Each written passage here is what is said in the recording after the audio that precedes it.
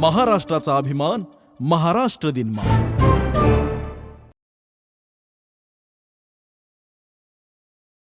ही कथा आहे general smuts यांची. जॉन स्मर्ट्स त्या काळातील एक विलक्षण व्यक्तिमत्व होते. केम्ब्रिजचे टॉपर, बोअर कमांडो, राजकारणी, ब्रिटिश साम्राज्याचे मंत्री, तत्वज्ञ, वकील, वैज्ञानिक आणि नेता. ते 20व्या शतकाच्या प्रारंभीच्या काळातील दक्षिण आफ्रिकेतील सर्वात प्रभावशाली व्यक्ती होते. बोअर म्हणजे डच नाविकांच्या संतती, ज्यांनी दक्षिण आफ्रिकेतील केप ऑफ गुड होप परिसरात वसाहत केली.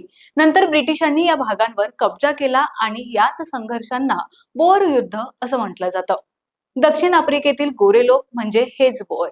रंगभेद त्यांच्या संस्कृतीत खोलवर रुजलेला होता, पण रंगभेद किती कठोर असावा यावर त्यांच्यातही मतभेद होते. स्मर्ट्स यांना त्यात तुलनेनं उदारमतवादी मानलं जायचं.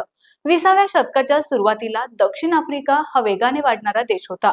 जगभरातून, विशेषतः Bharat, Malaysia, Indonesia, Thailand, Myanmar, Arab देश येथून मोठ्या संख्येने लोक तिकडे स्थलांतरित झाले होते. या लोकांबद्दल गोऱ्यांना चीड होती, जितकी आपल्याकडच्या काही लोकांना बांगलादेशी घुसखोरांविषयी असेल. या स्थलांतरितांना नियंत्रित करण्यासाठीच नवे नियम केले गेले. सर्वांनी रजिस्ट्रेशन करणं बंधनकारक केलं. बोटांचे ठसे द्यावे लागणार आणि तो कागद म्हणजे आजच्या आधार कार्ड सारखा नेहमी जवळ ठेवावा लागणार. निश्चित मुदतीत सर्वांना हा कागद घ्यावा लागणार होता. तेव्हा एका भारतीयाने आवाज उठवला, आम्ही हा कागद दाखवणार नाही. यानंतर एक नवा कायदा आला. हिंदू, मुस्लिम, शीख, ख्रिश्चन सगळ्यांनी एकाच प्रकारे विवाह करावा, ख्रिश्चन शैलीने. You may kiss the bride म्हणजेच एक प्रकारचा सार्वत्रिक नागरी विवाह कायदा. फेरे घेणे, कबूल किंवा इतर पारंपरिक पद्धती कायद्यानुसार अवैध ठरल्या. पुन्हा गांधी उभे राहिले.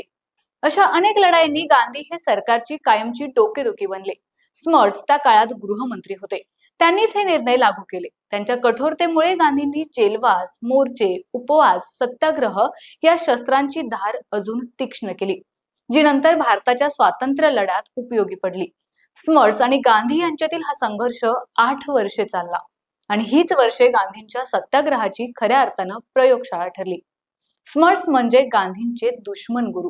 स्मर्ट्स यांनी गांधींना किमान 10 वेळा अटक केली.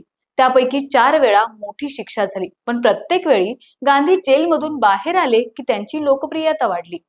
सरकारची चर्चा होत, गांधी थोडे माघार घेत, स्मर्ट्स थोडी सूट देत आणि मग काही ना काही सवलती मिळत. नोव्हेंबर 1913 मध्ये गांधींना शेवटच्या वेळेस अटक झाली. ते 1914 मध्ये सुटले. काँग्रेस आणि गोखले वारंवार बोलावत होते, म्हणून त्यांनी भारतात परतण्याचा निर्णय घेतला. या 8 महिन्यांच्या शेवटच्या जेलवासात गांधीजी वेळ घालवण्यासाठी चप्पल बनवायला शिकले. त्यांनी स्वतः बनवलेली एक जोडी चप्पल स्मर्ट्स यांना भेट दिली. गिफ्ट देताना गांधी म्हणाले, या चपला मी जेलमध्ये बनवल्या. आपण वेगवेगळ्या बाजूने लढलो त्या संघर्षाची ही आठवण समजा. स्मर्ट्स यांनी त्या चपला आदराने स्वीकारल्या, जपून ठेवल्या. स्मर्ट्स नंतर म्हणाले, मी त्या अनेक उन्हाळ्यात घातल्या, पण नेहमी वाटत राहिले मी त्या महान मनुष्याच्या चपलांमध्ये पाय ठेवण्या इतका मोठा नाही. स्मर्ट्स पुढे 20 वर्षे दक्षिण आफ्रिकेचे पंतप्रधान राहिले. त्यांच्या कारकिर्दीत रंगभेदाची पूर्ण अंमलबजावणी कधी होऊ शकली नाही. दुसऱ्या महायुद्धानंतर संयुक्त राष्ट्र स्थापन झाले. त्याचा मानवाधिकार जाहीरनामा लिहिणारे मुख्य व्यक्ती कोण होते माहितीये? तर ते होते जनरल स्मर्ट्स. त्यात गांधींची अहिंसा व समानतेचं तत्व स्पष्ट दिसतं. 11 सप्टेंबर 1950 रोजी प्रिटोरियात स्मर्ट्स यांचं निधन झालं. त्याआधी 44 वर्षांपूर्वी गांधींनी पहिला सत्याग्रह केला होता. स्मर्ट्स आयुष्यभर गांधींच्या प्रवासाचे साक्षीदार राहिले. त्या महान शत्रूला जगभर उभे राहताना पाहिले आणि नंतर एका तुच्छ हल्लेखोराच्या हातून त्यांचा खून झाला तेही पाहिलं.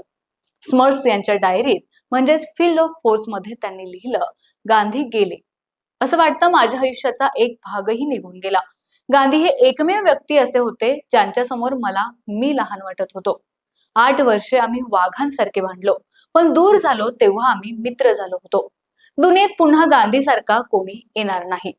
स्मर्ट्स यांच्या मृत्यूनंतर त्यांच्या कुटुंबाने त्या चपला देशाला दिल्या. आज त्या चपला प्रिटोरियाच्या नॅशनल कल्चरल म्युझियम मध्ये जपून ठेवल्या आहेत.